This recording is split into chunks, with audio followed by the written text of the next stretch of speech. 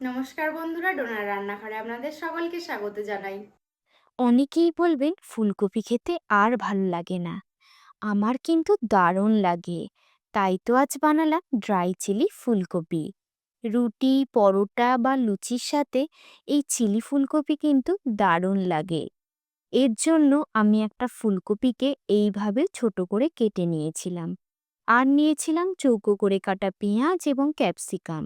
ফুটন্ত গরম জলের মধ্যে পরিমাণ মতো লবণ দিয়ে ফুলকপিগুলোকে তুলে দিয়ে একবার ভাপিয়ে নিয়ে স্টেনারের সাহায্যে জল ছড়িয়ে রাখলাম। একটা ব্যাটার বানানোর জন্য 1 বাটি ময়দা, হাফ বাটি কর্নফ্লাওয়ার, স্বাদ মতো লবণ, 1 চামচ হলুদ গুঁড়ো, 1 চামচ লঙ্কার গুঁড়ো, 1 চামচ কাশ্মীরি লাল লঙ্কার গুঁড়ো, 1 চামচ ধনে গুঁড়ো, হাফ চামচ জিরে গুঁড়ো দিয়ে শুকনো উপকরণগুলো ভালো করে মিশিয়ে নিয়ে অল্প অল্প জল দিয়ে একটা ঘন ব্যাটার বানিয়ে তার মধ্যে 1 চামচ রসুন বাটা, 1 চামচ আদা বাটা, 1 চামচ সাদা তেল দিয়ে ভালো করে মিশিয়ে নিয়ে 10 মিনিট রেস্টে রেখে দিলাম। এই সময় 2 চামচ টমেটো সস, 1 চামচ সয়া সস, 1 চামচ চিলি সস এবং অল্প জল দিয়ে একটা পাতলা সসের মিশ্রণ বানিয়ে রাখলাম। এরপরে জল ঝরানো ফুলকপিগুলোকে ব্যাটারের মধ্যে দিয়ে ভালো করে মাখিয়ে নিয়ে কড়াইয়ে তেল গরম করে একে একে পকোড়াগুলোকে ছেড়ে দিয়ে উল্টে পাল্টে লাল লাল করে ভেজে তুলে রাখলাম।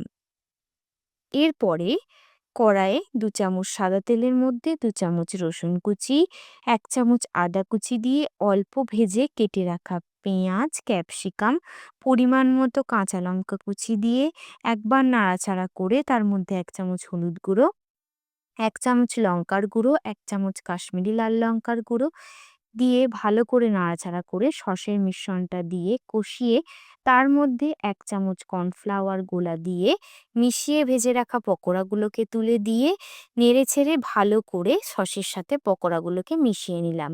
আমি ড্রাই চিলি ফুলকপি করেছি বলে বেশি গ্রেভি রাখলাম না। নামানোর আগে কিছুটা ধনেপাতা, রোস্টের সাদা তিল ছড়িয়ে নামিয়ে নিলাম। ব্যাস তৈরি হয়ে গেল অপূর্ব স্বাদের ড্রাই চিলি ফুলকপি।